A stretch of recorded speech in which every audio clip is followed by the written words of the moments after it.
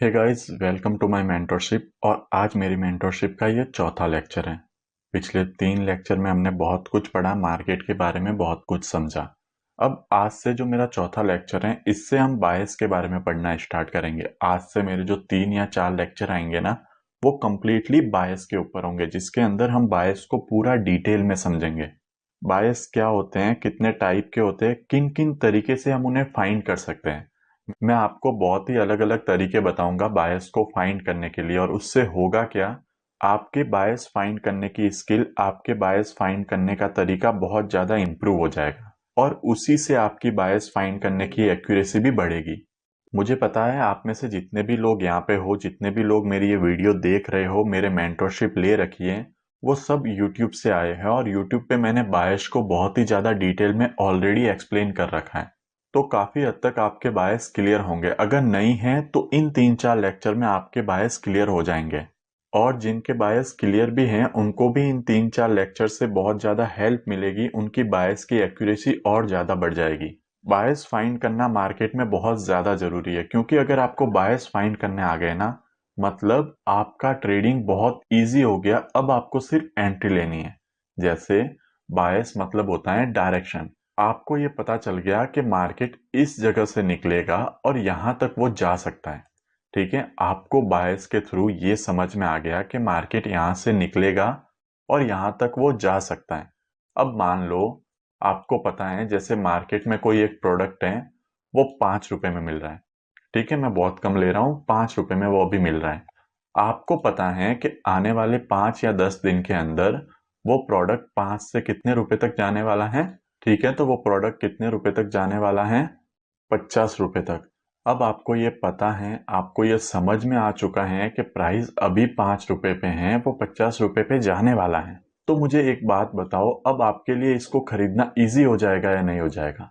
मतलब क्या आप यही वेट करोगे कि मैं 5 रुपए पे ही खरीदूंगा, नहीं तो नहीं खरीदूंगा? आपको पता है कि प्राइस बढ़ रही है, 5 रुपए से मान लो 7 रुपए हो गई, तो आप 7 रुपए पे भी इसको खरीदोगे ना? क्यों खरीदोगे? क्योंकि आपको पता है कि ये जाने वाला 50 रुपए तक है।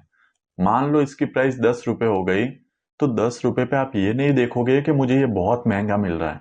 आपके माइंड में ये होगा कि हाँ, अगर मुझे ये 10 रुपए का भी मिल रहा है, लेकिन ये जाना 50 रुपीज तक है, तो मैं बीच में से भी इसको ले सकता हूँ। सेम, अगर आपके बायस क्लियर हैं, आपको पता है कि मार्केट यहाँ से यहाँ तक जाने वाला है, तो आप एंट्री बहुत जगह से ले सकते हो।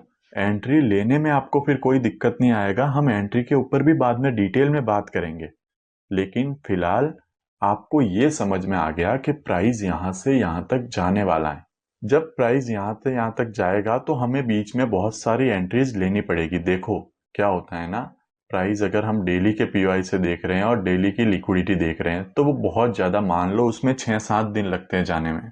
तो 6-7 दिन तक मुझे भी पता है कि आप लोग ट्रेड नहीं होल्ड कर पाओगे। जब आप लोग इतने दिन तक ट्रेड होल्ड नहीं कर पाओगे, तो क्या करना है? आपको इसके अंदर मल्टीपल एंट्रीज लेनी पड़ेगी। मल्टीपल एंट्रीज ऐसे ही होगी कि आपको पता है प्राइस यहां तक आ रहा है, मान लो 50 रुपीज तक आ रहा है।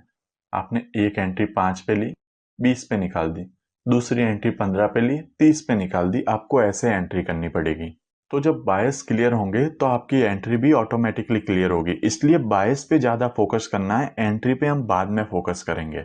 और देखो, आज का जो ये लेक्चर है ना, थोड़ा आपको रिपीटेटिव लग सकता है। रिपीटेटिव मतलब क्योंकि आपने यूट्यूब पे ऑलरेडी मेरी 4 वीडियोस देख चुके हो बायस के ऊपर। तो आज ये आपको लेक्चर रिपीटेटिव लग सकता है। क्यों रिपीटेटिव लग सकता है? क्योंकि मैं आज इस वीडियो के अंदर, आज इस लेक्चर के अंदर मैं बायस को शुरुआत से एक्सप्लेन करूंगा। मैं ऐसा नहीं करूंगा कि मैंने यूट्यूब पे जो बता दिया है उसके आगे से पढ़ाऊंगा, नहीं। मैं चाहता हूं कि बायस अगर इतना इंपॉर्टेंट है, तो मैं उसे शुरुआत से एक एक कड़ी जोड़ के आपको समझाऊं। क्योंकि आगे हम पढ़ेंगे और अलग तरीके से बायस फाइंड करना, एक एक दिन की कैंडल कैसे बनेगी वो फाइंड करना, उसमें एंट्री कैसे लेना, ये सब कुछ हम सीखेंगे। लेकिन फिलहाल हमें एक डायरेक्शन फाइंड करना आना चाहिए, हमें एक डायरेक्शन पता होनी चाहिए, जो कि मार्केट की ओवरऑल डायरेक्शन होती है। ओवरऑल वो किस जगह से कहां तक जाने वाला होता है, ये सब हमको पता होना चाहिए। और आज की वीडियो में हम ये सीखेंगे। तो देखो, अब ये चीज आपको पता होगी कि मार्केट जो है वो कहां से कहां तक चलता है। मार्केट चलता है लिक्विडिटी और पीओआई के बीच में। ये मैंने लिख दिया पीओआई, इसके और लिक्विडिटी के बीच में मार्केट मूव करता है। अब पीओआई क्या होती है, मैं आपको एक सिंपल लैंग्वेज में समझाता हूँ। देखो, पीओआई वो जगह होता है जहाँ पे बिग प्लेयर्स एंट्री करना चाहते हैं, जहाँ पे बिग प्लेयर्स मार्केट में इन्वॉल्व होते हैं, बिग प्लेयर्स मार्केट में आते हैं। पीओआई सिंपल शब्द में आप समझो ऐसी जगह जहाँ पे बिग प्लेयर्स मार्केट के अंदर आ रहे हैं। अब हर पीओआई पे बिग प्लेयर्स आते हैं? नहीं, ये कोई कंफर्मेशन नहीं है कि हर पीओआई पे बिग प्लेयर्स आते हैं। वहां पे कुछ रूल्स होते हैं जो हमें देखने पड़ते हैं, कुछ ऐसी घटनाएं होती हैं जो हमें समझनी पड़ती हैं कि हाँ, ये अगर हो रहा है तो बहुत ज्यादा हाई प्रोबेबिलिटी है कि यहाँ पे बिग प्लेयर्स एंटर कर रहे हैं। वो सब क्या होता है मैं अभी आपको बताता हूँ, लेकिन फिलहाल पीओआई एक ऐसी जगह है जहां पे बिग प्लेयर्स एंटर होना चाहते हैं मार्केट के अंदर। अब समझ लो पीओआई पे बिग प्लेयर्स एंटर हो गए, यहाँ पे बिग प्लेयर्स आ गए। तो बिग प्लेयर्स मार्केट में क्यों आए, आप उनकी एक साइकोलॉजी समझो कि बिग प्लेयर्स मार्केट में क्यों आए। मान लो आपने कोई बिजनेस स्टार्ट किया है, ठीक है, आपने कोई बिजनेस स्टार्ट किया है। अब आपने वो बिजनेस क्यों स्टार्ट किया है, आपका मोटिव क्या है बिजनेस स्टार्ट करने के पीछे। हर कोई जो बिजनेस स्टार्ट करता है वो यही चाहता है कि उसे प्रॉफिट हो। प्रॉफिट होने का मतलब कि आपने अगर कोई प्रोडक्ट खरीदा है, जैसे आपने 10 रुपीज में कोई प्रोडक्ट खरीदा है, तो आप चाहते हो कि अगर मैंने 10 रुपए इन्वेस्ट किए हैं इस प्रोडक्ट को खरीदने में, तो अब जब मैं इसको बेचूंगा तो एटलीस्ट मैं इसको 15 रुपए में तो बेचूं, जिससे मेरा क्या हो, 5 रुपए का प्रॉफिट हो। आप कभी नहीं चाहोगे कि मैंने 10 रुपए में कोई प्रोडक्ट खरीदा है, मैं मार्केट में अब आके उसको 5 रुपए में बेचूं। नहीं, ऐसा कोई नहीं करता। हर कोई चाहता है उसने अगर कोई इन्वेस्टमेंट की है, उसने कहीं पे पैसा लगाया है, तो उसके बदले में उसको अच्छा रिटर्न मिले। रिटर्न कब मिलेगा, जब आपकी जो शॉप है, आपका जो बिजनेस है, आपका जो प्रोडक्ट है, उसे खरीदने के लिए कस्टमर्स आएंगे, मतलब दूसरे लोग आएंगे। ऐसा नहीं है कि आप ही खरीद रहे हो। आप ही अगर खरीदोगे तो उससे आपको प्रॉफिट नहीं होगा। आपको प्रॉफिट कब होगा, जब दूसरे लोग आके वो प्रोडक्ट खरीदें। सेम अगर पीओआई पे बिग प्लेयर्स एंटर हुए हैं, बिग प्लेयर्स वही है ना जो मार्केट को चलाते हैं, तो वो मार्केट के अंदर अगर एंटर हुए हैं तो वो क्या चाहते हैं कि अब उन्होंने अगर पैसा लगाया है तो उनको प्रॉफिट हो, उनको रिटर्न मिले। और उनको प्रॉफिट कब होगा, जब रिटेलर्स का नुकसान होगा, किसी और का एसएल जाएगा। और एसएल कहाँ पे होते हैं, लिक्विडिटी पे। एसएल कहाँ पे होते हैं, मैंने आपको बताया ना, लोगों के एसएल कहाँ होते हैं, लिक्विडिटी पे। लिक्विडिटी का मतलब ही ये होता है कि वहां पे बहुत सारे एसएल हैं, ऐसी जगह जहां पे एसएल पड़े हैं। तो इसीलिए जब पीओआई से मार्केट निकलता है, पीओआई से जब प्राइस मूव करती है, तो वो कहां तक जाती है, लिक्विडिटी तक। क्यों जाती है लिक्विडिटी तक, क्योंकि बिग प्लेयर्स ने अगर पैसा लगाया है तो वो चाहते हैं उनका प्रॉफिट हो। उनका प्रॉफिट कब होगा, ध्यान से इस बात को समझना, ये एक साइकोलॉजिकल पॉइंट है। इससे आप बिग प्लेयर्स की थिंकिंग समझ रहे हो कि वो अगर पीओआई पे एंटर हो रहे हैं तो वो क्या चाहते हैं, उन्हें प्रॉफिट हो। प्रॉफिट कब होगा, जब सामने वाले का नुकसान होगा, सामने वाले के पैसे जाएंगे। और वो पैसे कब जाएंगे, जब उनका स्टॉप लॉस हिट होगा। और स्टॉप लॉस कहाँ पे होता है, लिक्विडिटी पे। मोस्टली जो स्टॉप लॉस होते हैं वो लिक्विडिटी होती है। इसलिए पीओआई से जब मार्केट निकलता है तो वो लिक्विडिटी की तरफ जाता है। अब लिक्विडिटी मतलब हम ऐसी जगह पे आ गए हैं जहां पे जो एक्चुअल प्राइस है ना, उससे ज्यादा रेट में आपको प्रोडक्ट मिल रहा है। लिक्विडिटी मतलब आप एक ऐसी जगह पे, पूरे मार्केट के अंदर आप एक ऐसी जगह पे स्टैंड कर रहे हो जहां पे आपको एक्चुअल दाम से ज्यादा रेट पे प्रोडक्ट मिल रहा है। जैसे मान लो ये 10 रुपए का प्रोडक्ट था, आपने 15 रुपए में बेचा। आपने खरीदा 10 में था, 15 में बेचा। लेकिन अब आप एक ऐसी जगह पे खड़े हो, मान लो अब आप एक ऐसी जगह पे खड़े हो, जैसे मार्केट ने ये लिक्विडिटी ली। अब आप एक ऐसी जगह पे खड़े हो जहां पे यही प्रोडक्ट जो आपने 10 रुपए में खरीदा था, वो आपको समझ लो 13 रुपए में मिल रहा है। यहाँ पे कितने रुपए में मिल रहा है, 13 रुपए में मिल रहा है। तो अब बोलो आप यहाँ पे इसको खरीदोगे क्या, नहीं, आप यहाँ पे इसको नहीं खरीदोगे। क्यों नहीं खरीदोगे, क्योंकि आपको पता है कि ये प्रोडक्ट आप कम दाम में ले सकते हो। तो अब बिग प्लेयर्स चाहते हैं कि वो कभी भी ऊपर बाय नहीं करें, वो कभी भी मार्केट में हायर दाम पे खरीदना नहीं चाहते। क्यों नहीं खरीदना चाहते, क्योंकि अगर वो उस रेट पे खरीदेंगे तो ऑब्वियसली उनको प्रॉफिट कम होगा। वो तो चाहते हैं कि उनको ज्यादा से ज्यादा प्रॉफिट हो।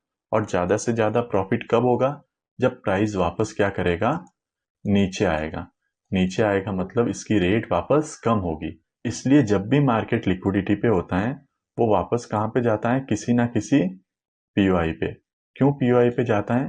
क्योंकि जो बिग प्लेयर्स होते हैं वो वापस उस प्रोडक्ट को कम दाम में खरीदना चाहते हैं। जब वो कम दाम में खरीदेंगे, मान लो यहाँ पे 13 रुपए में वो प्रोडक्ट मिल रहा था और यहाँ पे उनको 10 रुपए में मिल गया। अब वो क्या कर रहे हैं, मान लो इस प्रोडक्ट को यहाँ पे 15 रुपए में वापस बेच रहे हैं। अब देखो क्या हो रहा है, अगर वो 13 रुपए में खरीदते और अगर 15 में बेचते तो उनको बहुत कम प्रॉफिट होता, जबकि वो अगर 10 रुपए में खरीद रहे हैं और 15 में बेच रहे हैं तो उनको अच्छा प्रॉफिट हो रहा है। इसीलिए हम इनको क्या कहते हैं कि जब भी मार्केट पीओआई से लिक्विडिटी की तरफ जाता है ना, तो वो हमारे मेन बायस होते हैं। मेन बायस क्यों होते हैं? क्योंकि उसके अंदर बिग प्लेयर्स इन्वॉल्व होते हैं। प्राइस सस्ते से महंगे दाम पे जा रहा होता है। प्राइस क्या कर रहा है, सस्ते से महंगे दाम पे जा रहा होता है। अगर सेलिंग का भी स्ट्रक्चर है, सेलिंग का भी जैसे ऐसा स्ट्रक्चर है और हम किसी पीओआई पे हैं, तो हम यहाँ पे रिवर्स प्रोसेस कर रहे हैं। हम पहले बेच रहे हैं और बाद में खरीद रहे हैं। हम यहाँ पे क्या करते हैं, सेल कर रहे हैं ना। ये थोड़ा उल्टा प्रोसेस होता है। हम यहाँ पे सेल कर रहे हैं। सेल कर रहे हैं मतलब हम कोई भी प्रोडक्ट को महंगे में सेल कर रहे हैं। महंगे में सेल करने का मतलब क्या होता है, आपके पास कोई भी एक चीज है, आप उसे 100 रुपए में बेच रहे हो। अब इसके प्राइस यहाँ पे कम हो रहे हैं, ठीक है। कम होके मान लो हो गए 50 रुपीज। 50 रुपीज पे क्या कर रहे हो, आप इसको वापस खरीद रहे हो, तो आपका नेट प्रॉफिट हो गया ना 50 रुपीज का। तो यहाँ पे हम रिवर्स प्रोसेस कर रहे हैं। तो इसका मतलब ये नहीं है कि ये हमारे बायस जो हैं वो रिवर्स डायरेक्शन में, नहीं। अगर हम पीओआई से कहीं पे भी एंटर हो रहे हैं और लिक्विडिटी पे निकल रहे हैं ना, तो वो हमारे मेन बायस हैं। यहाँ पे सेलिंग का था तो हम यहाँ पे सेलिंग कर रहे हैं, यहाँ पे बाइंग का था तो हम यहाँ पे बाइंग कर रहे हैं। इसीलिए इनको जो हम कहते हैं ना, ये होते हैं हमारे मेन बायस। ये क्या होता है, हमारा मेन बायस। अब मेन बायस हमारा हो गया, हम लिक्विडिटी पे आ गए। जब हम लिक्विडिटी पे आ गए तो अब हमारा काम क्या है, वेट करना। किसका वेट करना, कि मार्केट वापस कम प्राइस में आए ताकि हम खरीद सके और इसको महंगे में बेच सकें। तो ये जो लिक्विडिटी से पीओआई तक आने वाला प्रोसेस होता है ना, ये होते हैं हमारे रिवर्स बायस। ये क्या होते हैं, हमारे रिवर्स बायस। रिवर्स बायस मतलब अगर आप यहां से यहां तक ट्रेड ले रहे हो ना, तो ये आपके बायस के अगेंस्ट वाली ट्रेड है। ये आपकी, ये जो ट्रेड है वो आप ट्रेंड के अगेंस्ट में ले रहे हो। ये जो ट्रेड है वो आपके जो मेन बायस है उससे कम एक्यूरेसी वाली ट्रेड हो सकती है। क्यों ऐसा हो सकता है? क्योंकि ये रिवर्सल ट्रेड है। एक्चुअल ट्रेड पीओआई से लिक्विडिटी तक बनेगी, लेकिन ये क्या है, एक रिवर्सल ट्रेड। ठीक है, इतना आपको समझ में आ गया। तो अब आपको और क्लियर हो गया होगा कि मार्केट क्यों पीओआई से लिक्विडिटी और लिक्विडिटी से पीओआई तक मूव करता है। अब कभी कभी क्या होता है ना, ना तो हमारा अप ट्रेंड चल रहा होता है, ना तो अप ट्रेंड चल रहा होता है, ना हमारा डाउन ट्रेंड चल रहा होता है। इन दोनों में से कुछ भी नहीं चल रहा होता है। उस टाइम पे मार्केट क्या कर रहा होता है, कंसोलिडेशन। ठीक है, मार्केट क्या कर रहा है, एक ही जगह पे ऊपर नीचे मूव कर रहा है। अब कंसोलिडेशन के अंदर क्या हो सकता है, मार्केट पीओआई से लिक्विडिटी, लिक्विडिटी से पीओआई तो जा सकता है, लेकिन वो और क्या कर सकता है, पीओआई से पीओआई भी मूव कर सकता है, पीओआई से पीओआई भी मूव कर सकता है, और लिक्विडिटी से लिक्विडिटी भी मूव कर सकता है। तब उस कंडीशन के अंदर वो ऐसे भी मूव कर सकता है। अब ऐसा होता कब है वो भी मैं आपको बता देता हूँ। ये फिक्स नहीं है, बट मैक्सिमम टाइम जो मैंने ऑब्जर्व किया है ना, उस हिसाब से मैं आपको बताता हूँ कि ऐसा कब होता है। तो देखो, जब भी मार्केट में जो कंसोलिडेशन होता है उसकी रेंज स्मॉल होती है। मान लो इस छोटी सी रेंज में वो कंसोलिडेशन कर रहा है। जब इस छोटी सी रेंज में कंसोलिडेशन कर रहा है, तो अगर वो पीओआई से पीओआई मूव करेगा, अगर वो क्या करेगा, पीओआई से पीओआई मूव करेगा, तो उसके पास इतना फ्यूल नहीं होगा। फ्यूल मतलब उसके पास, क्यों फ्यूल नहीं होगा, क्योंकि मार्केट का फ्यूल क्या होता है, लिक्विडिटी। और यहाँ पे मार्केट पीओआई से पीओआई मूव करता है, इसलिए वो ज्यादा बड़ा मूवमेंट नहीं करेगा। तो जो स्मॉल कंसोलिडेशन होता है ना, उसमें मोस्ट प्रोबेबली ये होता है कि मार्केट पीओआई से पीओआई मूव करे। यहाँ पे कोई पीओआई होगा, उसको टैप करके नीचे आ जाए। यहाँ पे कोई पीओआई होगा, उसको टैप करके ऊपर आ जाए। फिर यहाँ पे कोई पीओआई होगा, उसको टैप करके नीचे आ जाए। मार्केट ऐसे मूव कर सकता है। अब क्या ये फिक्स है कि स्मॉल कंसोलिडेशन में ऐसे ही मूव करेगा? नहीं, ये फिक्स नहीं है, बस मैं बता रहा हूं आपको कि इसकी प्रोबेबिलिटी ज्यादा होती है। अगर मार्केट के अंदर जो कंसोलिडेशन है उसकी रेंज बड़ी है, ऐसे रेंज बड़ी है, तो वो क्या करेगा, लिक्विडिटी टू लिक्विडिटी मूव कर सकता है। जैसे यहाँ पे लिक्विडिटी आ गई, इक्वल हाई की, तो मार्केट क्या करेगा, पहले इनकी लिक्विडिटी क्लियर करेगा, फिर मूव करेगा। अब यहाँ पे इक्वल लो बन गए, इनकी लिक्विडिटी क्लियर करेगा, फिर ऐसे ऐसे मूव करेगा। यहाँ से नीचे आ गया और फिर ये पे लिक्विडिटी ले सकता है, यहाँ से ऊपर जा रहा है, फिर ये लिक्विडिटी ले सकता है। तो वो ऐसे कंसोलिडेट कर सकता है। तो ये एक कंसोलिडेशन फेज होता है, जहाँ पे मैं तो यही कहता हूँ कि एज अ बिगिनर आपको ट्रेडिंग को अवॉइड करना चाहिए, या फिर अगर आप ट्रेड कर भी रहे हो तो जो आपकी यहाँ पे लॉट साइज थी ना, उससे आपको हाफ लॉट साइज से यहाँ पे ट्रेड करनी चाहिए। ये मैं आपको एक एडवाइस दूंगा। और प्लीज, मैं यूट्यूब पे तो इतनी रिक्वेस्ट नहीं कर सकता, क्योंकि यार वहां पे लोग सुनते नहीं है, बस जज करते हैं। लेकिन आप लोगों से मैं रिक्वेस्ट करता हूँ कि प्लीज पहले बड़े टाइम फ्रेम को मास्टर करो। पहले मैं जो आपको बता रहा हूँ, मैं जो आपको सिखा रहा हूँ, मैं जो आपको करने को कह रहा हूँ, उसको मास्टर करो। फिर ऑटोमेटिकली धीरे धीरे आप लोअर टाइम फ्रेम को भी मास्टर कर लोगे, आप सब कुछ मास्टर कर लोगे। लेकिन उससे पहले मैं जो आपको रूल्स बताता हूँ, मैं जो आपको कहता हूँ ना, उसको आप फॉलो करो। देखो, मैं आपको क्यों कह सकता हूँ ये, क्योंकि ये मिस्टेक मैंने ऑलरेडी की है। अब एक मेंटोर से सीखने का मतलब क्या होता है, एक मेंटोर से सीखने का मतलब क्या होता है, जिसने एक्चुअल में ट्रेडिंग की है उससे सीखने का मतलब क्या होता है। मैं आपको ये बता सकता हूँ कि किन चीजों को आपको अवॉइड करना है। मान लो मुझे ट्रेडिंग सीखने में 2 साल लगे। क्यों 2 साल लगे? क्योंकि मैंने बहुत ज्यादा मिस्टेक की होगी, मुझे बताने वाला कोई नहीं था। मेरी मिस्टेक को मुझे खुद को ऑब्जर्व करके उनको सही करना पड़ा। तो मुझे अगर समझ लो ट्रेडिंग सीखने में अपनी गलतियों को ऑब्जर्व करके उनको सुधारने में 2 साल लगे, क्या क्या मिस्टेक होती है ये समझने में 2 साल लगे, तो मैं नहीं चाहता कि आप भी मेरे जैसे सेम मिस्टेक करो, आपको भी इतना टाइम लगे। इसलिए मैंने जो मिस्टेक की है, मैंने जो स्टार्टिंग में फॉलो नहीं किया, वो मैं आपको सीधा यहाँ पे बता रहा हूँ, ताकि आप उसको डायरेक्टली फॉलो करो और जो मैंने मिस्टेक्स की वो आप लोग ना कर पाओ। अगर आप जो मैं कहता हूँ, मैं जो समझा रहा हूँ, मैं जो आपको करने को कह रहा हूँ, उसको आप फॉलो करते हो तो आपकी ट्रेडिंग बहुत अच्छी हो जाएगी। लेकिन अगर आप रूल्स को ब्रेक करते हो, आपको शॉर्टकट चाहिए, आप चाहते हो कि भाई मुझे तो इजी मनी चाहिए और फटाफट पैसा चाहिए, तो यार बहुत मुश्किल है। आप जैसे मेरी वीडियोस देख रहे हो ना, आप मान लो इससे प्रॉफिटेबल नहीं हुए तो आप फिर किसी और की वीडियो देखोगे, उससे भी नहीं हुए आप फिर तीसरे मेंटोर की वीडियो देखोगे। और आप में से काफी लोग ऐसे होंगे जिनको मार्केट में 3 साल, 4 साल, 5 साल हो गए, लेकिन वो अभी तक प्रॉफिटेबल नहीं बन पाए, वो किसी और पे डिपेंडेंट है। तो उसका यही कारण है कि जो रूल्स होते हैं ना, आपने उन रूल्स को फॉलो नहीं किया। आपने सीखा सब कुछ है, आपको आता सब कुछ है, आपको पता भी सब कुछ है, लेकिन फिर भी आप ट्रेड नहीं कर पा रहे हो, आप प्रॉफिटेबल नहीं बन पा रहे हो। उसका रीजन यही है कि जो रूल्स हैं आप उसको ब्रेक कर रहे हो, आप उसको फॉलो नहीं कर पा रहे हो। तो मैं चाहता हूं कि आप उन रूल्स को फॉलो करो, आप मार्केट को समझो। तो जो मैं आपको बताता हूं ना कि बड़ा टाइम फ्रेम यूज करना है वगैरह, वो स्टार्टिंग में बहुत बोरिंग लगता है, मुझे पता है। लेकिन अगर उस बोरिंग काम को आपने कर लिया, आपने वहां पे कंसिस्टेंसी दिखा दी, अपना डिसिप्लिन दिखा दिया, तो फिर आपको कोई रोक नहीं सकता। तो चलो, ये मैंने बता दिया कि मार्केट क्या करता है, लिक्विडिटी से पीओआई, पीओआई से लिक्विडिटी क्यों मूव करता है, वो भी मैंने आपको समझा दिया।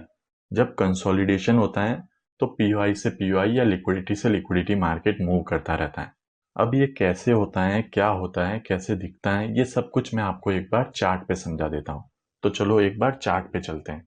तो देखो, ये आ गए हम गोल्ड के चार्ट पे। चार्ट कोई भी आप देख सकते हो, सब में प्रोसेस सेम होता है। लेकिन ये आ गए हम चार्ट पे। मैं आपको यहाँ से पूरा बताता हूँ, देखो। और आप जो भी मैं बात बता रहा हूँ, जैसे देखो मैं बोल रहा हूँ ना, तो मेरे बोलने में बीच में बहुत इंपॉर्टेंट पॉइंट भी मैं बोल सकता हूँ। तो प्लीज आप उसको नोट करके चलिएगा, आप उसको लिख के चलिएगा, ताकि जब आप रिवाइज करो ना, क्योंकि रिवाइज करना भी बहुत जरूरी है, हम चीजें भूल जाते हैं। तो जब आप रिवाइज करो तो आपको पूरी वीडियो नहीं देखनी पड़ेगी। आपको क्या करना पड़ेगा, जब आप उन पॉइंट्स को ही पढ़ोगे ना, तो आपको सब कुछ वापस क्लियर हो जाएगा। अब जैसे देखो, ये है हमारा एक पीओआई, ठीक है, ये है हमारा एक पीओआई। जब मार्केट पीओआई से निकला है तो हम क्या देखेंगे, मार्केट क्या करेगा, किसी ना किसी लिक्विडिटी को अर्न करेगा।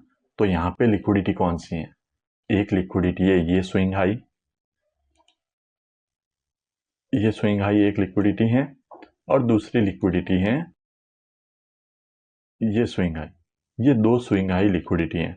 मार्केट पीओआई से निकला, मार्केट ने एक लिक्विडिटी को हंट कर दिया, मतलब हमारे बायस जो हैं वो डन हो गए। जब बायस डन हो गए तो अब मार्केट क्या करेगा, फिर से किसी पीओआई पे आएगा। क्यों किसी पीओआई पे आएगा, क्योंकि बिग प्लेयर्स चाहते हैं कि वो सस्ते दाम पे खरीदें। अब देखो, वो जितनी ज़्यादा क्वांटिटी खरीदेंगे उन्हें उतना ही ज़्यादा प्रॉफिट होगा, और इतना ज़्यादा प्रॉफिट करने के लिए उनको बहुत सारी क्वांटिटी खरीदनी होगी। और खरीद कब पाएंगे? जब सामने वाला बेच रहा होगा, ठीक है ना। जब सामने वाला बेचेगा तभी तो बिग प्लेयर्स खरीद पाएंगे। जब वो बेच ही नहीं रहे होंगे तो वो कैसे खरीदेंगे? तो उसके लिए कुछ ट्रैप्स भी होते हैं। जैसे मार्केट यहाँ से नीचे आ रहा है और जैसे ही इसके नीचे क्लोजिंग दे दी, इसके नीचे क्या किया? क्लोजिंग दे दी। तो अब जो सारे रिटेल ट्रेडर है ना, वो क्या सोचेंगे कि मार्केट स्ट्रक्चर शिफ्ट हो गया, मार्केट यहाँ से अब बहुत ज्यादा नीचे जाने वाला है। तो ऑब्वियसली एक सेलिंग का स्ट्रक्चर चल ही रहा था, सबका माइंडसेट पहले से ही सेलिंग में था। अब जो ये सेलिंग का माइंडसेट है, बहुत सारे एसएमसी आईसीटी प्लेयर यहाँ पे रुक गए होंगे। क्यों रुक गए होंगे? क्योंकि यहाँ पे एक ऑर्डर ब्लॉक आ गया। लेकिन जब ये ऑर्डर ब्लॉक भी ब्रेक हुआ, इसके नीचे मार्केट गया, तो प्राइस एक्शन वाले तो ठीक है, लेकिन एसएमसी आईसीटी करने वाले भी यहाँ पे क्या करते हैं? सेल करने लग जाते हैं। और यही एक ट्रैप है जहाँ पे सबके माइंड में ये डाल दिया जाता है कि हाँ, अब मार्केट जो है वो यहाँ से सेलिंग में जाने वाला है, मार्केट यहाँ से बहुत नीचे जाएगा। इसी का फायदा उठा के यहाँ पे बिग प्लेयर्स बहुत ज्यादा बाइंग करते हैं और फिर मार्केट ऊपर चला जाता है। अब क्वेश्चन ये आता है कि यार हमें कैसे पता चलेगा? हम यहाँ पे ट्रैप तो हो ही रहे हैं, हमें कैसे पता चलेगा कि ये ब्रेक हो गया है, इसके बाद मार्केट फिर भी ऊपर जाएगा? तो देखो, एक बात हमेशा याद रखना, जब भी आपको कभी 1 आवर के टाइम फ्रेम पे, मान लो आपको 1 आवर के टाइम फ्रेम पे कोई कंफ्यूजन होता है, आपको मार्केट की इमेज क्लियर नहीं दिख रही है, आपको कुछ समझ में नहीं आ रहा है, तो वो समझने के लिए, मार्केट की इमेज को क्लियर करने के लिए आपको क्या करना है? 1 आवर छोड़ के उसको 4 आवर पे ऑब्जर्व करना है। जब आप 1 आवर से 4 आवर पे उसको ऑब्जर्व करोगे ना, तो आपको बहुत कुछ क्लियर हो जाएगा। मान लो आप मार्केट को 4 आवर पे ऑब्जर्व कर रहे थे और आपको अभी कंफ्यूजन है कि मार्केट कहाँ जा सकता है, आपके बायस क्लियर नहीं हो रहे हैं, तब आपको क्या करना है? इससे हायर टाइम फ्रेम 1 डे पे जाके मार्केट को ऑब्जर्व करना है।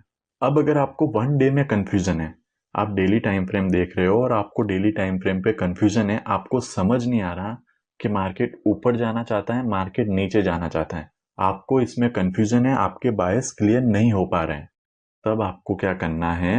1 वीक के टाइम फ्रेम को देखना है। जैसे जैसे आप टाइम फ्रेम को बढ़ाते जाओगे, आपके माइंड में सब कुछ क्लियर होता जाएगा। जैसे कि मैं आपको बताऊं, तो यहाँ पे क्या हुआ? मार्केट ने इसको ब्रेक तो कर दिया। जब इसको ब्रेक किया तो आप क्या करोगे? एक बार 1 वीक टाइम फ्रेम पे जाओगे, क्योंकि आपको देखना है कि एक्चुअल में बड़े टाइम फ्रेम पे क्या हो रहा है। यहाँ पे अगर ट्रैपिंग हो रही है तो आपको इसका आंसर मिलेगा इससे बड़े टाइम फ्रेम पे।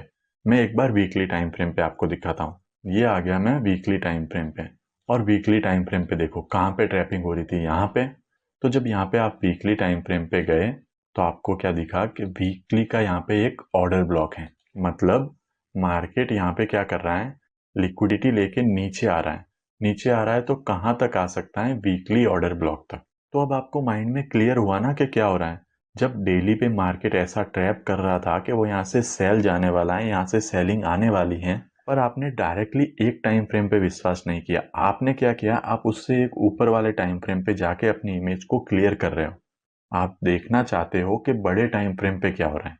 जब आप बड़े टाइम फ्रेम पे गए तो आपको पता चला कि भाई यहाँ पे तो बड़े टाइम फ्रेम का पीवाई है। इसका मतलब जो सेलिंग है वो ऐसे ही नहीं आ सकती। क्यों? क्योंकि ये पीवाई भी वर्क करेगा। तो अब आपके माइंड में ये क्लियर हो गया कि हाँ, डेली टाइम फ्रेम आपको सेलिंग दिखा रहा था, लेकिन वीकली टाइम फ्रेम आपको बोल रहा है कि मार्केट ऊपर जाने वाला है।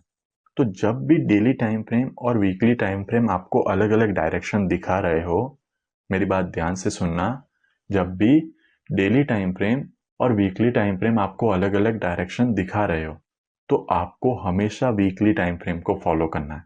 ये भी आपको समझ में आ गया। अब वीकली टाइम फ्रेम को फॉलो करना है तो इसका मतलब क्या हुआ? इसका मतलब ये थोड़ी हुआ कि आप डायरेक्टली यहाँ से जो है बाइंग कर दोगे। नहीं नहीं, आप डायरेक्टली यहाँ से बाइंग नहीं करोगे। आप क्या करोगे? यहाँ पे मार्केट के स्ट्रक्चर शिफ्ट होने का वेट करोगे। आप यहाँ से मार्केट स्ट्रक्चर शिफ्ट होने का वेट करोगे, उसके बाद बाइंग करोगे। तो ये हो गया।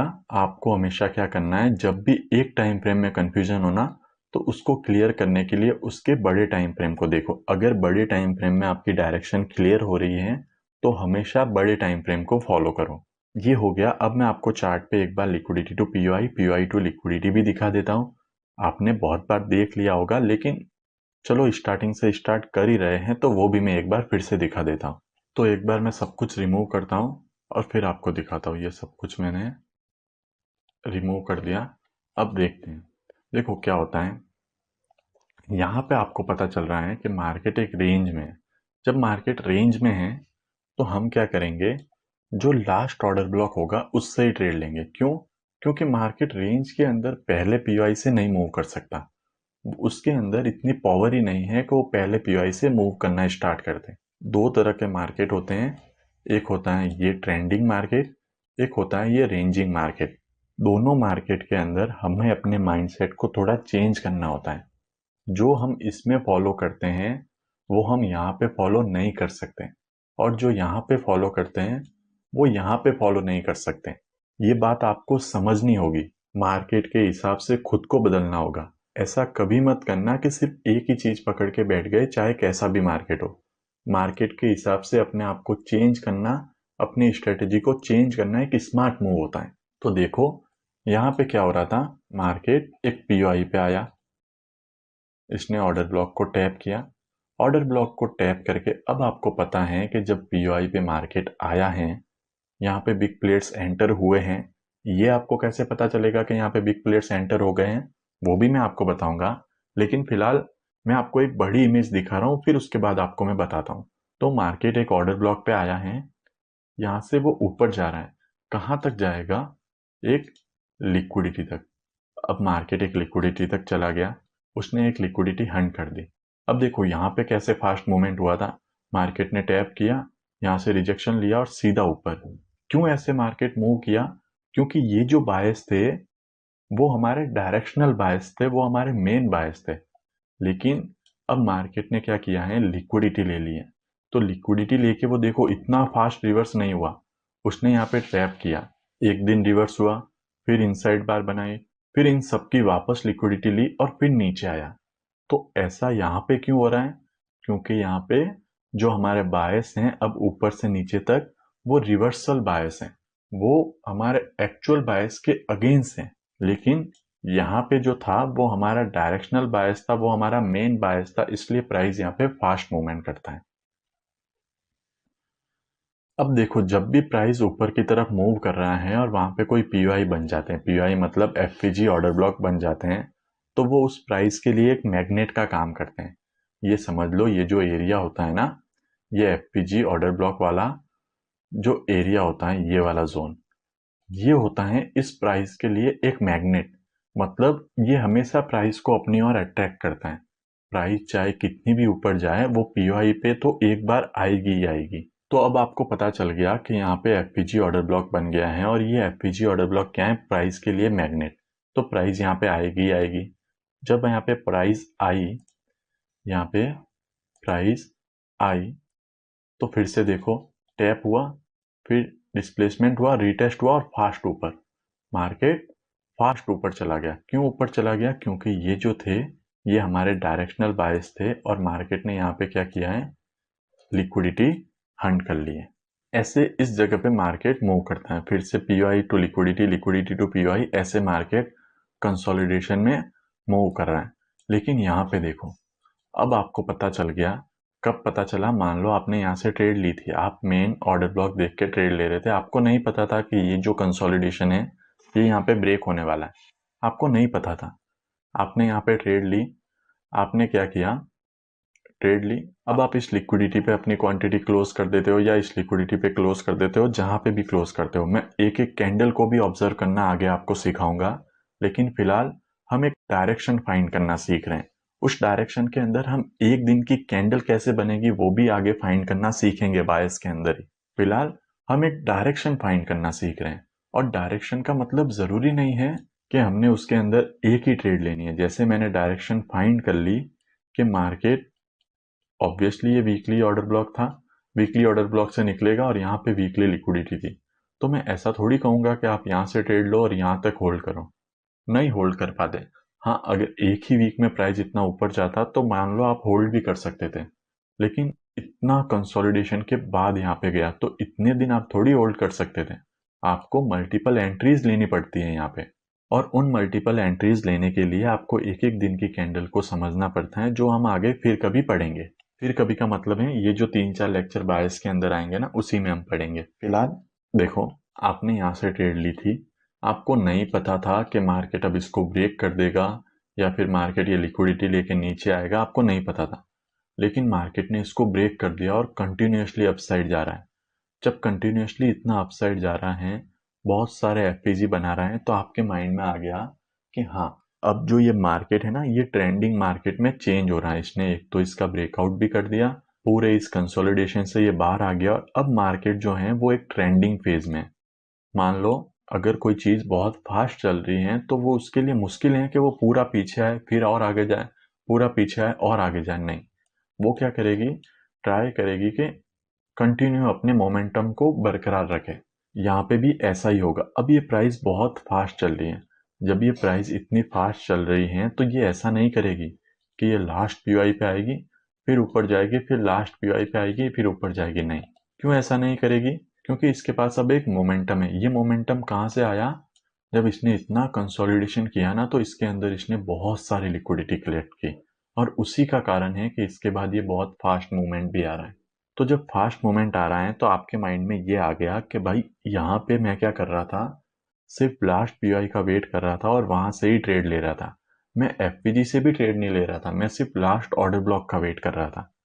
लेकिन यहाँ पे अब क्या होगा, मार्केट ऑर्डर ब्लॉक तक आएगा ही नहीं। वो क्या करेगा, पहले एफपीजी से ही ऊपर जाएगा। क्यों? क्योंकि इसके पास मोमेंटम है, ऑलरेडी इसने बहुत सारी लिक्विडिटी ले ली है। तो देखो, मार्केट एफबीजी से ऊपर जा रहा है। अब आप क्या, अब आपने ये कैसे समझा? जब आपने मार्केट को अच्छे से देखा, उसको अच्छे से ऑब्जर्व किया, तो ये भी आपको समझ में आ गया कि मार्केट ऐसे भी हो सकता है, ऐसे भी हो सकता है। फिर से मार्केट यहाँ पे क्या कर रहा है, रेंज कर रहा है। अब ये फिर से यहाँ पे रेंज कर रहा है, तो आप देखोगे कि ये मार्केट 1 डे टाइम फ्रेम पे तो लोअर लो बना रहा है।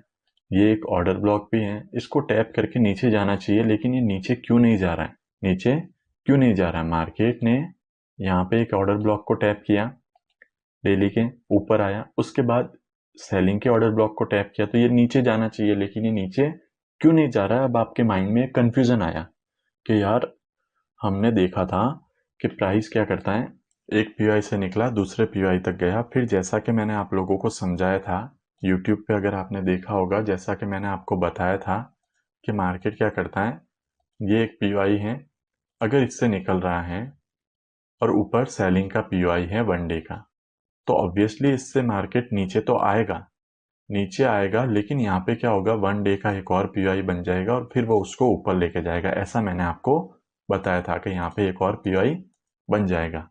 लेकिन यहाँ पे ना कोई 1 डे का पीओआई है, मार्केट ने इसको टैप किया, मतलब इसका काम खत्म हो गया।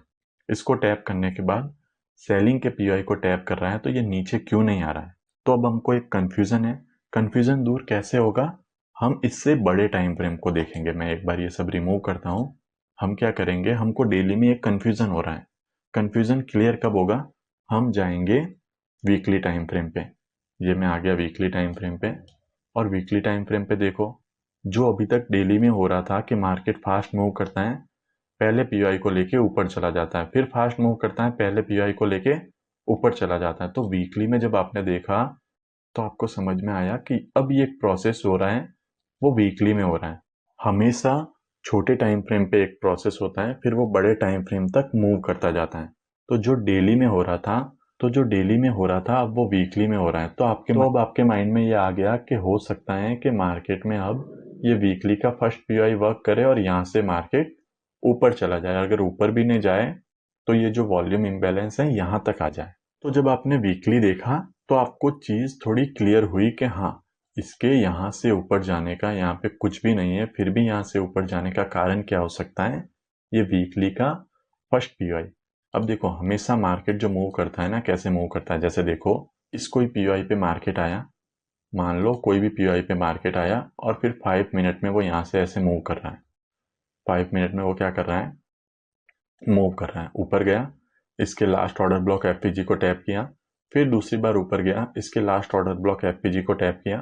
फिर तीसरी बार वो जब ऊपर गया ना, तो इसके लास्ट ऑर्डर ब्लॉक एफपीजी को फिल करने ही नहीं आया। वो क्या करता है, यहाँ से फर्स्ट एफपीजी को लेके ऊपर, फिर और ऊपर, यहाँ से फर्स्ट एफपीजी को लेके ऊपर।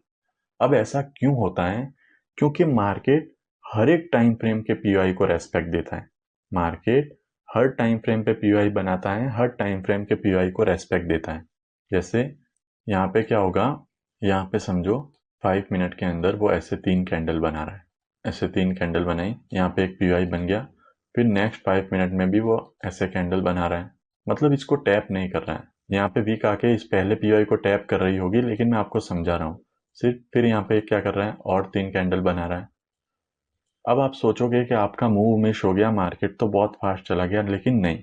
अगर आप इसको 15 मिनट पे देखोगे ना, तो ये 3 कैंडल मिला के एक कैंडल, ये 3 कैंडल मिला के दूसरी कैंडल, और ये 3 कैंडल मिला के तीसरी कैंडल। तो 15 मिनट पे यहाँ पे क्या हो रहा है, एफपीजी ऑर्डर ब्लॉक बन रहा है। मतलब मार्केट अगर यहाँ पे 5 मिनट के हल लास्ट पीओआई को टैप करता, तो 15 मिनट में कभी भी एफपीजी ऑर्डर ब्लॉक नहीं बनता। तो ये मार्केट के मूव करने का तरीका है। वैसे ये टॉपिक अभी बताने वाला नहीं है, मैं भी आपको कंफ्यूजन हो सकता है, लेकिन समझो मार्केट ऐसे ही मूव करता है। वो पहले 5 मिनट के पीओआई को टैप कर रहा था, फिर उनको टैप करना बंद कर दिया। क्यों बंद कर दिया? क्योंकि उसको 15 मिनट में पीओआई बनाना है। जब वो 15 मिनट के पीओआई को टैप करके जा रहा होगा ना, तो एक दो बार उसको टैप करेगा, फिर उनको भी टैप करना बंद कर देगा। और जब वो उनको टैप करना बंद कर रहा है, तो मतलब आपको ये समझ जाना है कि हाँ, मार्केट अब 30 मिनट या 1 आवर पे पीओआई बनाना चाहता है, इसलिए वो इनको टैप नहीं कर रहा है। तो ऐसे मार्केट हर टाइम पे पीओआई बनाता है, इसलिए वो फर्स्ट पीओआई से मूव करता रहता है। तो सेम ऐसे ही डेली टाइम फ्रेम पे हो रहा था। क्यों? क्योंकि उसको वीकली टाइम फ्रेम पे पीओआई बनाने थे, और जैसा वो डेली टाइम फ्रेम पे कर रहा था, अब वो ये प्रोसेस वीकली पे कर रहा है। तो देखा आपने, जब भी आपको कंफ्यूजन हो, एक बार क्या करो, उससे बड़े टाइम फ्रेम पे जाओ, वो कंफ्यूजन दूर हो जाएगा। तो यहाँ पे आपने देखा कि मार्केट क्या कर रहा है, वीकली फर्स्ट एफपीजी फर्स्ट पीओआई से मूव कर रहा है। अब आपको ये पता चल गया कि market POI to liquidity, liquidity to POI कैसे पीओआई पे वर्क करता है। अब हमें ये पता कैसे चलेगा कि हाँ, यही पीओआई वर्क करेगा। यहाँ पे बिग प्लेयर्स आ रहे हैं, ये जो पीओआई हैं, जैसे मार्केट यहाँ से नीचे आ रहा है, तो ये जो पीओआई हैं, इसमें इतनी ताकत है, इसमें इतनी पावर है कि ये मार्केट को क्या करे, फिर से यहाँ से रिवर्स कर सकें। ये हमें कैसे पता चलेगा? तो बहुत बार बता चुका हूँ, यहाँ पे भी बता रहा हूँ। एक ही तरीका है पता करने का, इसके अलावा कोई भी तरीका नहीं है। यहाँ पे आपको क्या करना पड़ेगा, मार्केट स्ट्रक्चर शिफ्ट देखना पड़ेगा, या फिर एक डिस्प्लेसमेंट देखना पड़ेगा। देखो, अगर आप मार्केट स्ट्रक्चर शिफ्ट देखते हो, तो उसकी एक्यूरेसी ज़्यादा होती है। क्यों ज़्यादा होती है? क्योंकि वहाँ पे आपको एक प्रॉपर कंफर्मेशन मिल रहा है। लेकिन अगर आप सिर्फ डिस्प्लेसमेंट देख रहे हो, तो देखो, वो भी एक कंफर्मेशन है, लेकिन उसकी एक्यूरेसी हो सकता है कि मार्केट स्ट्रक्चर शिफ्ट से थोड़ी कम हो, लेकिन एक्यूरेसी उसकी भी अच्छी होगी। ठीक है, तो टाइम फ्रेम भी मैंने आपको बता रखे हैं कि 1 डे का पीओआई है, तो एटलीस्ट आपको 1 आवर में मार्केट स्ट्रक्चर शिफ्ट चाहिए। 1 वीक का पीओआई है, तो एटलीस्ट आपको 4 आवर में मार्केट स्ट्रक्चर शिफ्ट चाहिए। और 1 आवर में चार्ट को ऑब्जर्व करना, चार्ट को देखना बहुत बोरिंग होता है। क्यों बोरिंग होता है? क्योंकि जब हम बैक टेस्टिंग करते हैं ना, बैक टेस्टिंग करते हैं, तो हम क्या करते हैं, रिप्ले मोड को ऑन करते हैं। और जब रिप्ले मोड को ऑन करते हैं ना, तो जो 1 आवर की कैंडल होती है ना, वो एक एक मिनट में बन जाती है। एक एक मिनट क्या, एक एक सेकंड में बन जाती है जब हम बैक टेस्टिंग करते हैं। तो वहां पे हमारे माइंड में क्या होता है कि ये प्राइस तो बहुत फास्ट मूव करती है। हाँ, 1 आवर के पीओआई पे आया, ऊपर चला गया, बहुत फास्ट काम हो रहा है। लेकिन जब हम चार्ट को देखते हैं ना 1 आवर पे, जब हम यहाँ आते हैं, इसके अंदर हम 1 आवर पे शिफ्ट होते हैं, इसके अंदर, या फिर इसके अंदर, या फिर इसके अंदर। जब हम यहाँ पे 1 आवर पे शिफ्ट होते हैं ना, तो इन 1 आवर की कैंडल को देखना, इनके मूवमेंट को देखना बहुत बोरिंग होता है। हमें लगता है कि यार क्या मार्केट इतना स्लो मूव कर रहा है, कहीं मेरा ट्रेड मिस ना हो जाए, मेरा प्रॉफिट मिस ना हो जाए। ये हमारी साइकोलॉजी होती है। इसके लिए हम क्या करते हैं, मार्केट को 5 मिनट पे देखते हैं, 1 मिनट पे देखते हैं, क्योंकि तब हमें बहुत सारे सेटअप मिलते हैं। अब 5 मिनट में क्या होता है, मैं आपको एक बार दिखाता हूँ।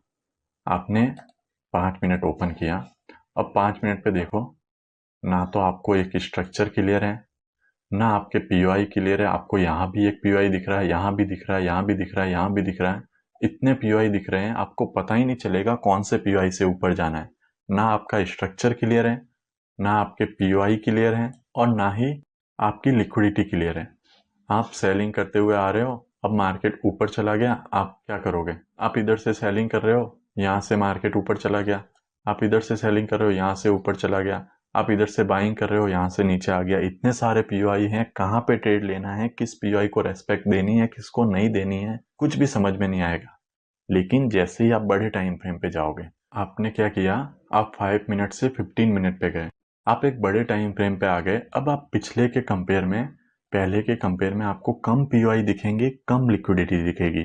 जितने कम दिखेंगे, आपका जो माइंडसेट है वो थोड़ा क्लियर होगा, आपके जो माइंड में चार्ट आप देख रहे हो ना, वो थोड़ा क्लियर होगा। अब आप 15 मिनट से 30 मिनट पे जाते हो तो आपको और कम पीओआई दिखेंगे, आपको और कम पीओआई दिखेंगे। आप अगर 30 मिनट से 1 आवर पे जाते हो तो आपको और कम पीओआई दिखेंगे और कम लिक्विडिटी दिखेगी। जैसे यहाँ पे सिर्फ आपको एक ऑर्डर ब्लॉक दिख रहा है और मार्केट उसी को रेस्पेक्ट दे रहा है, तो आपको यहाँ पे और कम पीओआई दिख रहे हैं। जितने कम पीओआई दिख रहे हैं, आपके पास ट्रेड करने के लेवल कम होते जा रहे हैं और उन लेवल की एक्यूरेसी बढ़ती जा रही है। इसलिए मैं कहता हूँ हमेशा 1 आवर को फॉलो करो। अगर आप स्टार्टिंग में ट्रेडिंग कर रहे हो, आपको प्रॉफिटेबल बनना है, आपको अपने अकाउंट को ग्रो करना है, मेरी सिर्फ एक बात मान लो, 1 आवर से नीचे मार्केट को मत देखो। हाँ, एक बार 1 आवर को आप मास्टर कर लो, उसके बाद आप जाओ लोअर टाइम फ्रेम पे, कोई दिक्कत नहीं है। लेकिन प्लीज पहले 1 आवर को मास्टर करो। ये टाइम फ्रेम, मैं सच बता रहा हूँ, आपकी लाइफ चेंज कर सकता है। आप लोग सीरियस हो ट्रेडिंग को लेके, मैं जानता हूँ, तो इसलिए प्लीज इसे फॉलो करो। मान लो अगर आप 1 आवर का टाइम फ्रेम यूज करते हो, आपको बहुत कम पीओआई दिखेंगे। अगर आपकी डायरेक्शन एक बार गलत भी होगी, जैसे मान लो ये बाइंग का है, यहाँ पे आपको सेलिंग का भी दिख गया। अब आपको नहीं पता बाइंग हो रही है सेलिंग हो रही है, लेकिन ये जो गलत डायरेक्शन में भी आप कंफर्मेशन के साथ अगर ट्रेड लोगे ना, तो कंफर्मेशन के बाद ये इतना मोमेंट दे देगा कि आपका लॉस नहीं होगा, आप एंट्री एसएल पे निकल सकोगे। और यार एक मैं साइकोलॉजी की बात बताऊं तो लोग यार लॉस लेना नहीं चाहते। लोग चाहते हैं कि हमारा सिर्फ प्रॉफिट हो, लॉस ना हो। तो ऐसा कभी नहीं होगा। मैंने देखा है, लोग हमेशा ये मुझे बोलते रहते हैं कि यार एक ऐसी स्ट्रेटेजी दे दो जिससे कि मेरी एक्यूरेसी 80 से 90% हो जाए, तो बायस को मास्टर कर लो, हो जाएगी। और 1 आवर पे ट्रेड लो तो भी हो जाएगी। अब ये आप एसएल दे रहे हो ना, ये आपके लिए एक बिजनेस है। ट्रेडिंग ट्रेडिंग को आप ऐसे समझो कि आप एक बिजनेस कर रहे हो।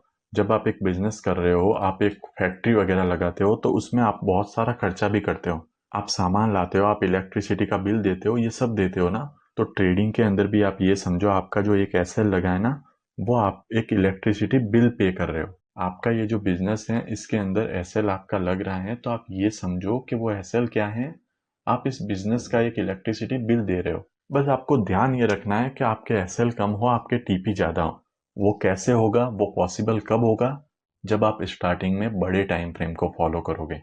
अगर आप छोटे टाइम फ्रेम पे ही अटकते रह जाओगे तो ओवर ट्रेडिंग भी होगी, बहुत ज्यादा लॉसेस भी होगा, आपका कैपिटल भी ब्लो हो सकता है। इसलिए प्लीज आप लोग मेरी एक बात मानो, 1 आवर से नीचे मत जाओ। मैंने 100 के डॉलर वाला आपको बताया था ना यूट्यूब पे, जो मेरी वीडियो है।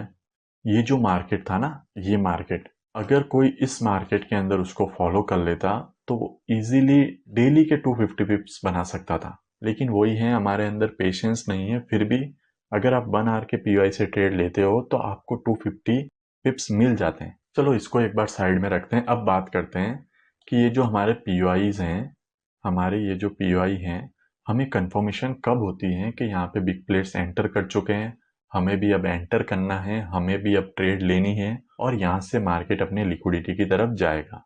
तो उसका एक ही तरीका है, मार्केट स्ट्रक्चर शिफ्ट या एक डिस्प्लेसमेंट। देखो अब मैं आपको बताता हूँ 1 आवर टाइम फ्रेम पे, ये 3 पीओआई मैंने मार्क कर रखे हैं। मैं आ गया 1 आवर टाइम फ्रेम पे। अब 1 आवर टाइम फ्रेम पे देखो, मार्केट ने क्या किया, पहले पीओआई को टैप किया। जब पहले पीओआई को टैप किया और यहाँ से मार्केट ने जंप किया, ऑब्वियसली टैप करके जंप किया। अब हम इस जंप पे एंटर नहीं होंगे, हम इस जंप को सिर्फ देखेंगे। हमारा मार्केट स्ट्रक्चर शिफ्ट कहाँ पे होगा, यहाँ पे, ठीक है। पर हम डिस्प्लेसमेंट पे भी एंट्री लेते हैं तो हम इस जंप को सिर्फ ऑब्जर्व करेंगे।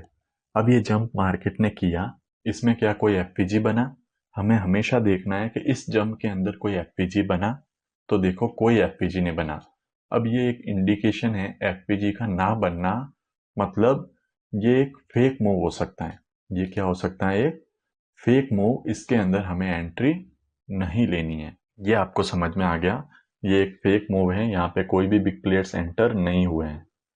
दूसरा, हमें अब वेट करना है, कुछ नहीं करना, वेट करना है। कितना वेट करना है? देखो, मार्केट ने इस पीवाई को टैप किया, 1 2 3 4 5 6 7 8 9 10 11 12 13 14 15 16 17 18 मतलब इस पीवाई को टैप करने के 19 घंटे बाद आपको ट्रेड मिल रही है। पीवाई को टैप करने के 19 घंटे बाद आपको ट्रेड मिल रही है। आपको इतना वेट करना पड़ेगा, तब आप परफेक्टली ट्रेड ले पाओगे। तो ये हो गया, यहाँ पे आपको पता चला कि मार्केट ने पीवाई को टैप तो किया, लेकिन ये जो मूवमेंट है, ये जो मूव आया है, ये एक फेक मूव है। इसके अंदर कोई भी एफपीजी नहीं बना है। जब एफपीजी बनेगा तो ऑर्डर ब्लॉक भी ऑटोमेटिक बन जाएगा। फिर आपने वेट किया, मार्केट और नीचे गया, इसकी लिक्विडिटी ली और फिर एक और मूवमेंट दिया। जब ये मूवमेंट दिया तो अब आपने देखा कि हाँ, अब मार्केट ने क्या किया है, एफपीजी भी बनाए हैं। एफपीजी बनाए हैं, इसका मतलब ये है कि हाँ, मार्केट में बिग प्लेयर्स एंटर हो चुके हैं। और बिग प्लेयर्स एंटर होने के साथ साथ यहाँ पे मार्केट स्ट्रक्चर शिफ्ट भी हुआ है।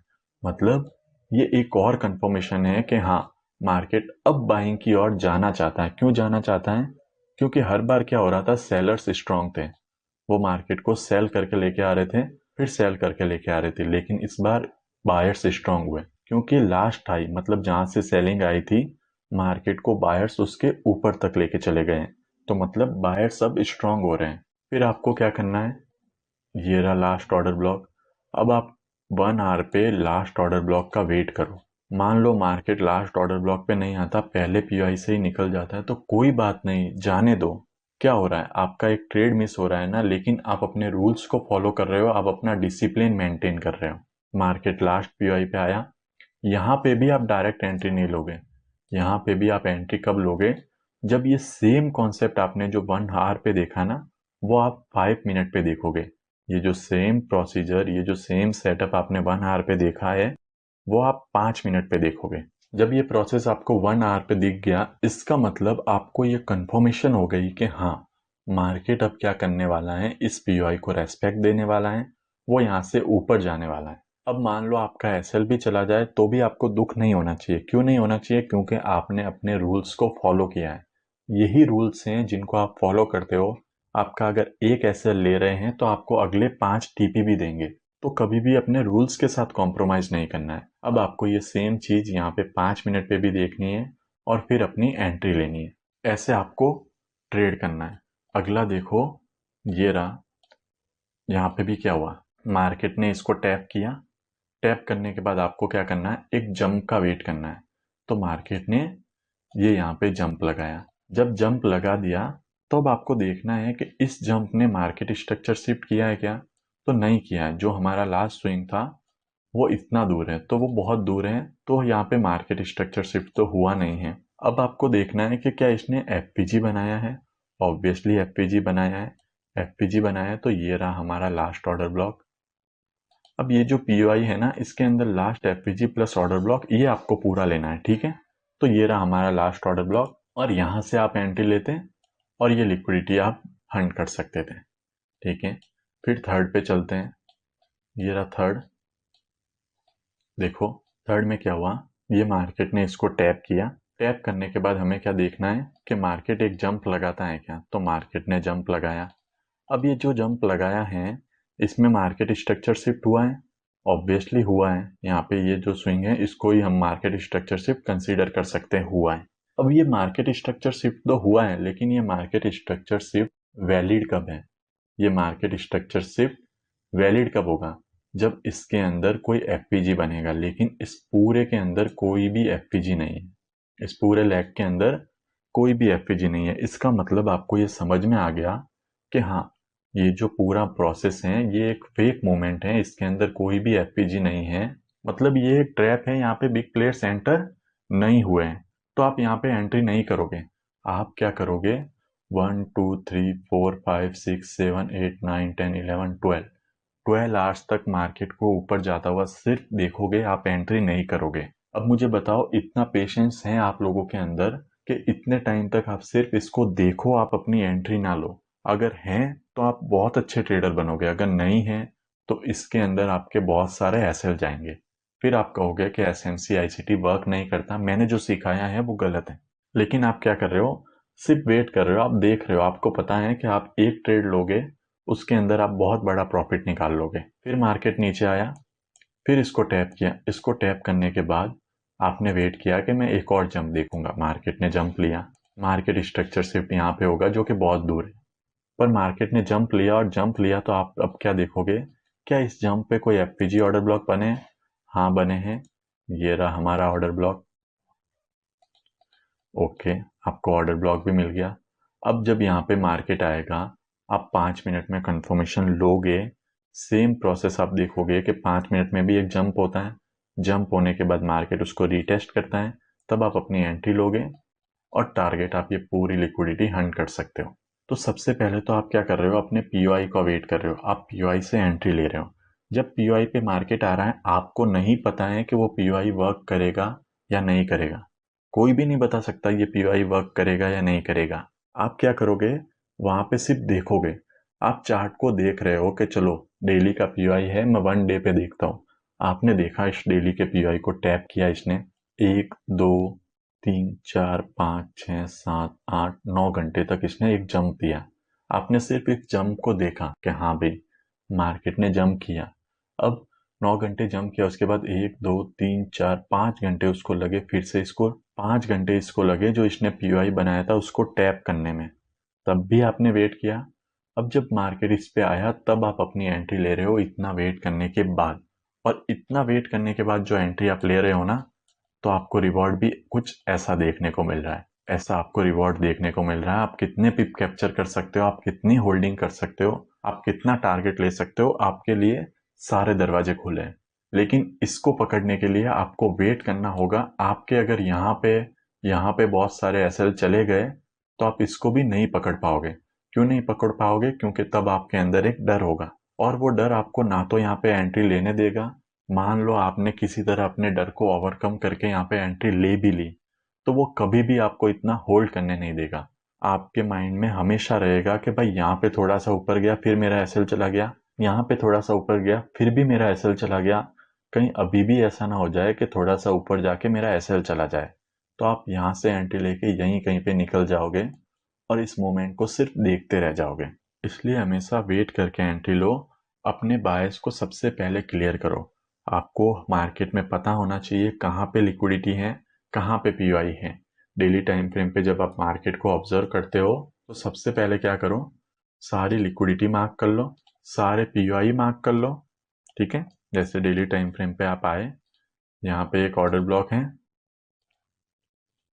पास में यहाँ पे एक ऑर्डर ब्लॉक था। अब इस ऑर्डर ब्लॉक से जब प्राइस निकला तो आपका टारगेट का होना चाहिए लिक्विडिटी।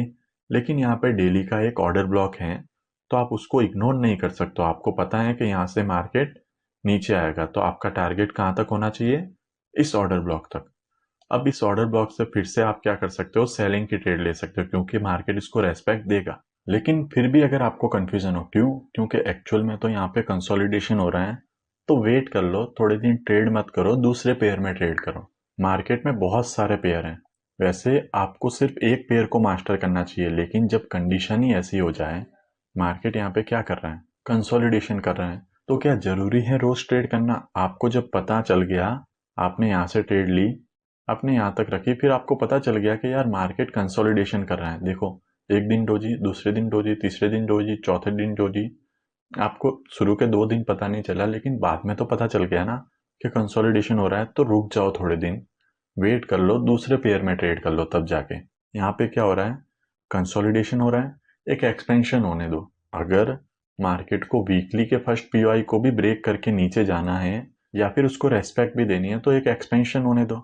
अगर मान लो एक्सपेंशन ऐसे होता है, तो जब मार्केट इधर आए तब ट्रेड ले लो। अगर एक्सपेंशन ऐसे होता है तो मार्केट इधर आए तब ट्रेड ले लो। ट्रेडिंग का मतलब ऐसा जरूरी नहीं है कि रोज आपको ट्रेड करनी ही करनी है। आपको बस एक दिन वार करना है, और उस वार में जितने दिन आपने ट्रेडिंग नहीं की ना, सब वसूल कर लेने हैं। ये होता है ट्रेडिंग। ट्रेडिंग में सक्सेसफुल बनने का सबसे बड़ा मंत्र यही है, वेट करना। आपको वेट करना आना चाहिए, आपको ये समझ में आना चाहिए कि कब मुझे ट्रेड नहीं करनी है। ट्रेड करने के लिए तो सेटअप जब भी आप मार्केट खोलोगे आपको दिख जाएगा, लेकिन ट्रेडिंग में कामयाब वही होगा जिसको ये पता चल जाए कि हाँ, अब मुझे ट्रेड नहीं करनी है। तो इस वीडियो के अंदर हमने क्या बताया कि मार्केट कैसे मूव करता है। मार्केट मूव करता है पीओआई से लिक्विडिटी। जब मार्केट लिक्विडिटी ले लेता है, लिक्विडिटी ले ली और एक और पीओआई बन गए। अब ये जो पीओआई होते हैं ये एक मैग्नेट का काम करते हैं। मैग्नेट का काम मतलब जो प्राइस ऊपर जा रहा है ना, इसको अपनी ओर अट्रैक्ट करने का काम करते हैं और प्राइस इसकी ओर अट्रैक्ट होके आती भी है। क्यों आती है? क्योंकि वापस पीओआई पे जब आए तो बिग प्लेयर्स वापस खरीद सके सस्ते दाम में। फिर मार्केट ऊपर गया, एफपीजी ऑर्डर ब्लॉक बन गए, मतलब मार्केट के लिए एक मैग्नेट बन गया जो क्या करेगा, इसको नीचे की ओर खींचेगा। तो मार्केट आ गया नीचे, पीओआई को टैप किया, फिर लिक्विडिटी ले ली तो फिर एफपीजी ऑर्डर ब्लॉक बन गए। इसका मतलब मार्केट के लिए फिर क्या हो गए, मैग्नेट्स बन गए। मार्केट मैग्नेट की ओर खींचा चला आएगा, टैप करेगा और फिर क्या करेगा, लिक्विडिटी लेगा। जैसे ही लिक्विडिटी लेगा फिर एफपीजी ऑर्डर ब्लॉक बन गए, मतलब मार्केट के लिए मैग्नेट बन गए। मार्केट फिर इनकी तरफ आएगा। ऐसे ही मार्केट चलता रहता है। इतना मूवमेंट हो गया था, अब ये थोड़ा कंसोलिडेशन कर रहा है। आप क्या कर सकते हो, अपनी लाइफ को एंजॉय करो, जो दूसरे काम आप करते हो वो करो। और एक बार जब आप इसको मास्टर कर लोगे ना, जो मैं बोल रहा हूँ 1 आवर को एक बार आप मास्टर कर लोगे, आप यहाँ पे भी ट्रेड लेना सीख जाओगे। लेकिन अगर आप डायरेक्ट यहीं पे ऐसी जगह पे ट्रेडिंग करोगे तो आपके चांसेस हैं कि बहुत ज़्यादा एसएल जाए। बहुत ज़्यादा आपने स्टार्टिंग फेज में एसएल ले लिए ना, तो फिर उस माइंडसेट से बाहर निकलना, उस माइंडसेट को चेंज करना बहुत मुश्किल हो जाता है। इसलिए 1 आवर फॉलो करो। इसके अंदर भी अगर आप 1 आवर फॉलो कर दोगे तो आपके एसएल इतने नहीं जाएंगे। ऑब्वियसली एसएल तो जाते ही हैं, लेकिन जितने 5 मिनट पे आप ट्रैप होकर एसएल ले रहे हो उससे अच्छा 1 आवर फॉलो करो। एक एसएल लोगे तो 2 आपको टीपी भी मिल जाएंगे। ठीक है, अभी हमने क्या पढ़ा, अभी हमने एक ओवरऑल बायस पढ़े। ओवरऑल बायस मतलब हमने ये पढ़ा कि मार्केट अगर एक पीओआई से निकल रहा है तो वो अपनी लिक्विडिटी की तरफ जाएगा। जैसे ये लिक्विडिटी हो गई, मार्केट अपनी लिक्विडिटी की तरफ जाएगा। अब अगले लेक्चर में हम क्या पढ़ेंगे मैं वो भी आपको बता देता हूँ। जैसे मार्केट अब ये लिक्विडिटी की तरफ जा रहा है तो ऑब्वियसली डायरेक्ट एक कैंडल में नहीं जाएगा, मार्केट एक एक कैंडल बनाते हुए थोड़े दिन लेके जाएगा। तो अब हम कैसे प्रिडिक्ट कर सकते हैं कि अगले दिन की कैंडल कैसे होगी, उसके अगले दिन की कैंडल कैसे बनेगी, उसके नेक्स्ट डे की कैंडल कैसे बनेगी, ये हम अगले लेक्चर में पढ़ेंगे। जैसे यहाँ पे भी अगर आप ट्रेड ले रहे हो, मैं आपको बताऊं अगर एक एग्जांपल। हाँ, यहाँ पे अगर आपने वीकली ऑर्डर ब्लॉक से ट्रेड ली होती, आपको पता था ये लिक्विडिटी हंट होने वाली है, लेकिन आपको ये भी पता है कि ऐसा नहीं होगा कि एक कैंडल में लिक्विडिटी हंट हो जाए। तो आपको ये तो पता चल गया कि मार्केट यहाँ से यहाँ तक जाएगा। आपको ये भी पता है कि मार्केट यहाँ से यहाँ तक डायरेक्ट नहीं जाएगा, वो स्विंग बनाते हुए जाएगा, एक एक कैंडल बनाते हुए जाएगा। तो अब हम क्या करेंगे, अगले लेक्चर में हम इन कैंडल को प्रिडिक्ट करना सीखेंगे कि आज ये कैंडल बनी है तो कल की कैंडल कैसे बन सकती है, उसके अगले दिन की कैंडल कैसे बन सकती है, उसके नेक्स्ट डे की कैंडल कैसे बन सकती है। हम इन कैंडल को ऑब्जर्व करना सीखेंगे और इन कैंडल्स को, एक एक दिन की कैंडल्स कैसे बनेगी उसको हम इस बायस के साथ मिक्स करेंगे। जिससे क्या होगा, ऐसी जगह पे, इस जगह पे, ऐसी जगह पे ट्रेड कैसे लेना है आपको इसका भी थोड़ा आइडिया लगेगा। मैं तो आज के इस लेक्चर में इतना ही। मैं उम्मीद करता हूँ कि आपको यह लेक्चर अच्छा लगा होगा। हाँ, मुझे पता है थोड़ा लेक्चर रिपीटेटिव है, लेकिन इसको पढ़ाना, इसको समझाना ज़रूरी था ताकि आगे आने वाले बायस के लेक्चर में हम अच्छे से सब कुछ समझ पाए। मे भी हो सकता है कि आप में से कुछ ऐसे लोग भी हो जो यूट्यूब वीडियोज़ को वगैरह पूरा नहीं देखते होंगे। उन्होंने अगर मेंटरशिप ली है तो मेंटरशिप से पूरा सीखना चाहते हैं। तो बायस के अंदर मैं कोई कॉम्प्रोमाइज़ नहीं करना चाहता, इसलिए मैं बायस को पूरा समझाऊंगा, पूरा सिखाऊंगा। तो ठीक है, बहुत ही जल्दी मिलते हैं नेक्स्ट लेक्चर के अंदर।